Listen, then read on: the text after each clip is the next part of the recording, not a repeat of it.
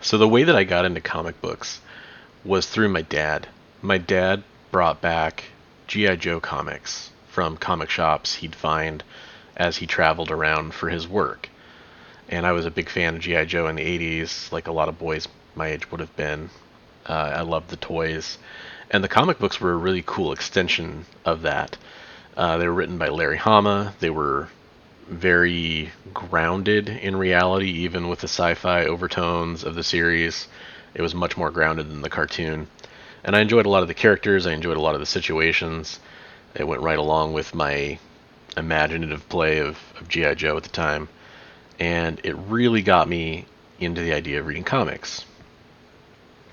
At the same time, my dad and I would go to baseball card shops. And baseball card shops were a huge deal. That was sort of the junk wax era, although at the time we didn't know that. And he loved collecting baseball cards, and I loved spending time with my dad. I thought it was fun. I wasn't necessarily as much into it as he was, even though I did enjoy it. I liked collecting baseball cards, I liked collecting football cards. But a lot of the shops at that era were comic shops and card shops. So when I'd go in there, I'd be exposed to comic books, and it always would catch my interest. And eventually, the X-Men the animated series premiered on TV, and I really became interested in the X-Men and wanting to learn more about them or see what their comic books were about. So I remember going to my local card shop that sold comics, digging through an X-Men bin, trying to find Uncanny X-Men, which was weird because I thought I'd just look at X-Men, and found Uncanny X-Men and found Uncanny X-Men 280.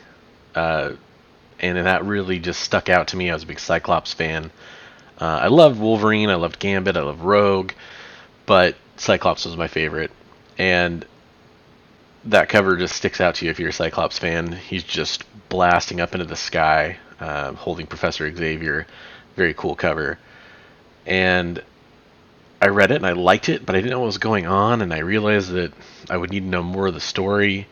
Around the same time, I would go to grocery stores with my mom, and they'd have Wolverine comics on the rack.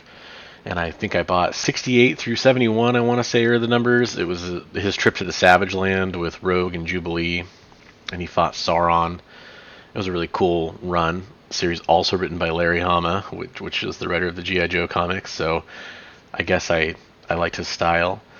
And from there, I just wanted to read a lot more X-Men comics, and I did. I bought pretty much every new comic that came out from Uncanny X-Men 300 on, and then the X-Men 1991 series with Jim Lee doing the art, and just really got involved in that storyline. And of course, liking X-Men comics, you get exposed to other Marvel characters, um, and I definitely gravitated towards some of the crossover events and was exposed to a lot of other comics as well in the Marvel side of things. I liked Batman, so I started reading some Batman comics. Um, I grew up comic collecting at the right time to be into Image, so a lot of the Image comics were ones that I read. A lot of just the creator owned ideas. And I will say that I didn't enjoy many of those comics as much as I enjoyed the Marvel comics. I like Spawn. I don't think it was necessarily my favorite series. I liked a lot of the stuff. I liked the art, and I think that was what a lot of early Image comics were guilty of: is having great art and lackluster stories. And I think that really showed. And I think a lot of people feel the same way. Um, but that art, you can't deny it. But I also learned that I like a balance of art and good story. So that's something that I kind of paid attention to as time went on. Like, does this have both? And it's important if some people are only art, some people are only story. I like a good mix of both. I think I give art the slight edge because it is a visual medium. So for better or worse, my personality does tend to gravitate towards collecting. And as I quit collecting baseball cards and moved into collecting comic books, I just grabbed anything that seemed interesting to me with my paper route money or money that was given to me for my birthday or whatever, however kids get money, right? Allowances. And I gravitated towards a lot of Marvel stuff, but I collected other things. And eventually, if you collect enough physical comics, you start to need boxes. And I lived with my parents. I had a pretty big room. Just got lucky, and I was able to have a bunch of comic books. And I never thought about the weight and the physical size of a collection. And as I went on to start my career, I moved to a city basically where I couldn't collect comics for a while because there just wasn't a shop, and I didn't want to do subscriptions. It was kind of before a lot of internet subscriptions were really easy to do. So I quit for a while, which helped keep the collection at a manageable size. And then as I moved to a city where I did have access to a comic book shop, I kind of slowly got back into it. And I will say my taste changed a little bit. I started reading a lot more independent stuff. Um, and I wasn't afraid, since I had a good income at the time, to be pulling series on the regular. So if I liked it, I pulled it, and I would collect it. And I got into like The Walking Dead. I think I started with issue 7 of The Walking Dead. Kind of that time frame.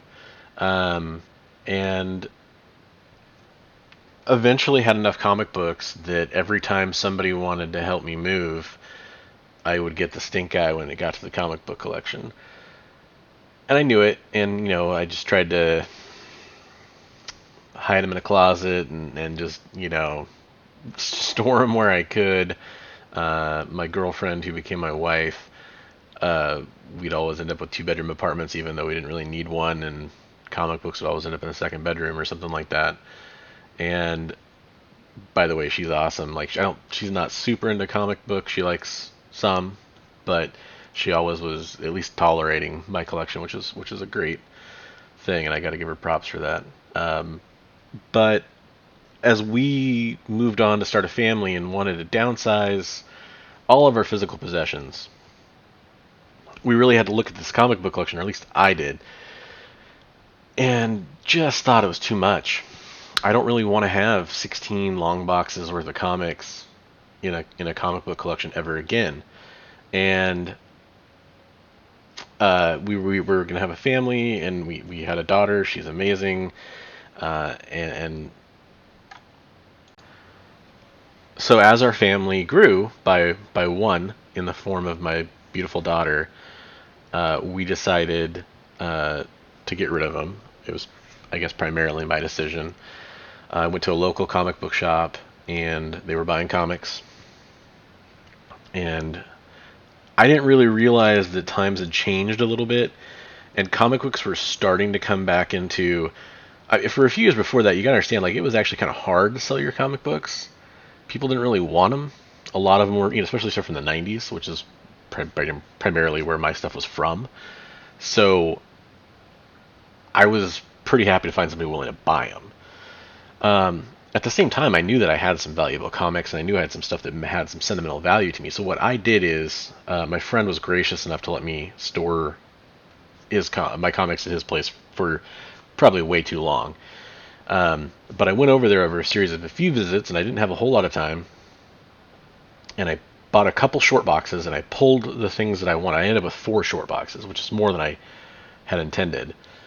And I said, okay, these are the ones that I'm going to hold on to them because I think they're going to be worth something someday, because I want to pass them down someday, because they have a sentimental value to me, because I know they're worth more than somebody will give me money for it right now, those sorts of things.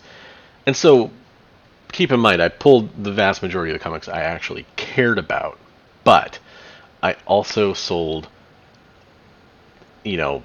probably 12 long boxes worth of comics, or 14 long boxes worth of comics, for a few $100s. Now, granted, I know many of the things that were in that collection that I sold were worth nothing. Nobody cared about, the stuff, a lot of the stuff I had, like uncanny issues in the 300s and 400s. Like, no one cares about that stuff. Avengers comics that came from 90s Costco bags.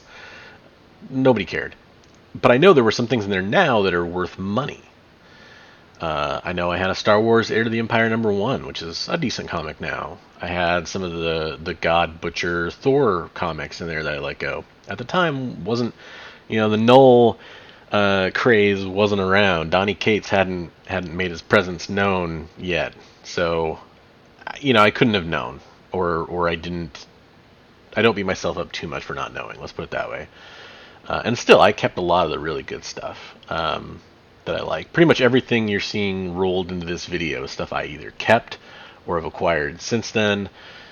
So don't feel too bad. I definitely got some decent comics, and nothing in my collection was $1,000 book at that time that I got rid of. So no worries. But I did sell a huge chunk of my comic collection, and boy, that's like cutting off a limb.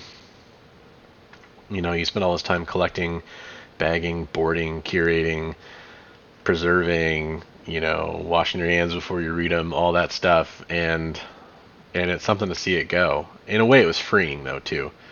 And as I had these few short boxes, and I wanted to get back into reading comics, my daughter was getting older. It wasn't something where I was like never gonna have time to read comics anyway, so why bother?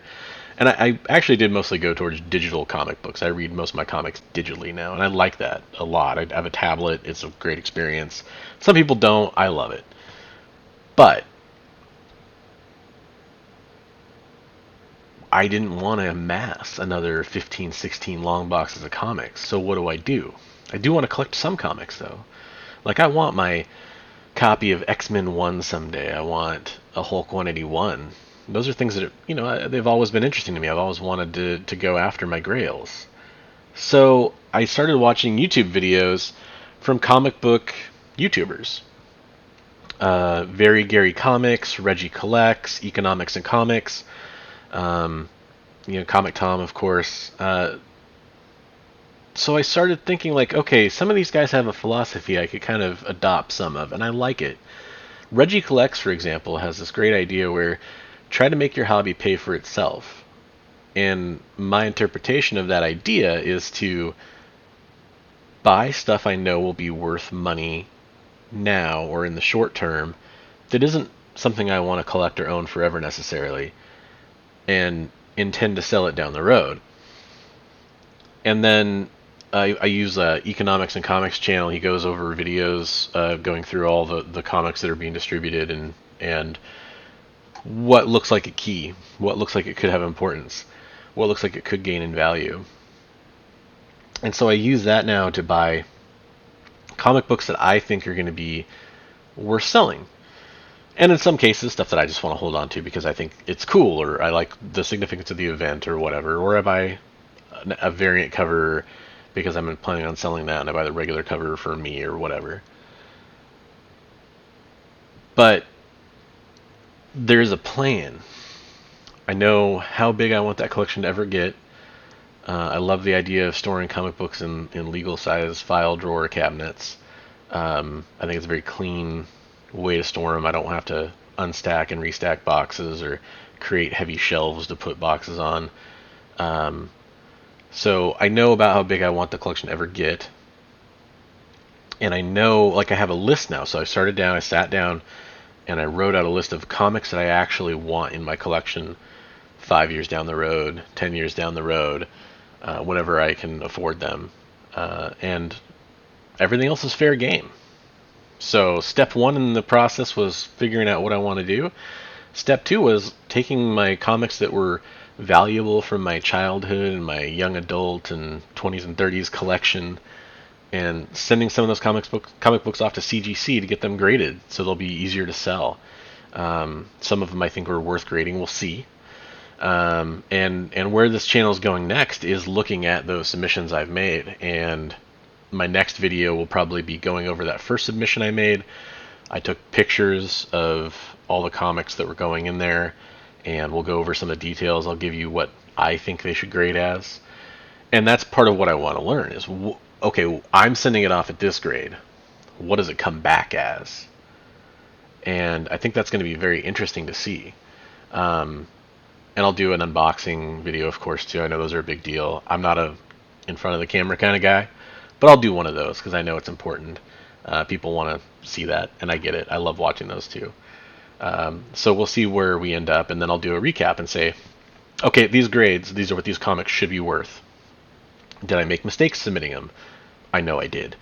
Um, did I score big and I can sell this comic for money that'll fund my personal grails in my collection? Hopefully.